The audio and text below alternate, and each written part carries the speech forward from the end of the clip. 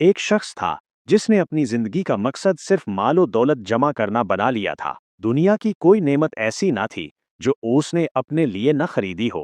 उसने एक शानदार महल तामीर करवाया, ऐसा महल कि जिसके दो बड़े दरवाजे थे जिन पर चौकीदार और गुलाम पहरा देते थे। जब महल मुकम्मल हुआ तो खुशी के मारे उसने अपने सब अजीजों, दोस्तों और रिश्तेदारों को बड़ी दावत दी। सब मेहमान खाने पीने में मसरूफ थे और वो शख्स गरूर से एक बड़े तख्त पर बैठा था, एक टांग दूसरी टांग पर रखे, सीना तान कर दिल ही दिल में सोच रहा था, अब तो मैंने इतना माल जमा कर लिया है कि कई साल तक कुछ खरीदने की जरूरत ही नहीं। दुनिया की हर खुशी मेरे कदमों में है। मगर किस्मत को कुछ और ही मंजूर था। अचानक दरवाजे पर जोर से दस्तक हुई, दस्तक ऐसी कि जैसे कोई दरवाजा तोड़ देना चाहता हो।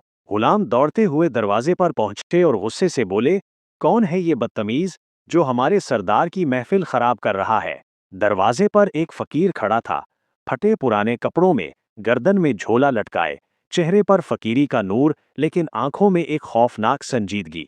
फकीर बोला, अपने सरदार से कहो कि मैं आया हूँ। गुलाम हंस पड़े, बोले, हमारे आका तेरे जैसे फकीर के पास क्यों आएंगे? फकीर ने सर उठाकर कहा, वो जरूर आएंगे, मैं मुल्कुल मौत हूँ।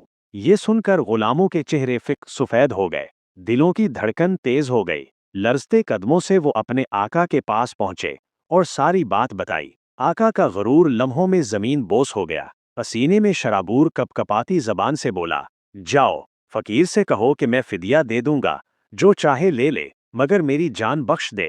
गुलाम वापस पहुंचे ही थे कि फकीर ने दोबारा पहले से भी जोर से दरवाजा पीटना शुरू कर दिया। इस बार वो दरवाजे से अंदर आ गया। सन्नाटा छा गया। आका ने हाथ जोड़कर कहा, कुछ फकीर ने सर्द लहजे में कहा, मुझे तेरा माल नहीं चाहिए, मैं तेरी रूह लेने आया हूँ और मैं खाली हाथ वापस नहीं जाऊंगा।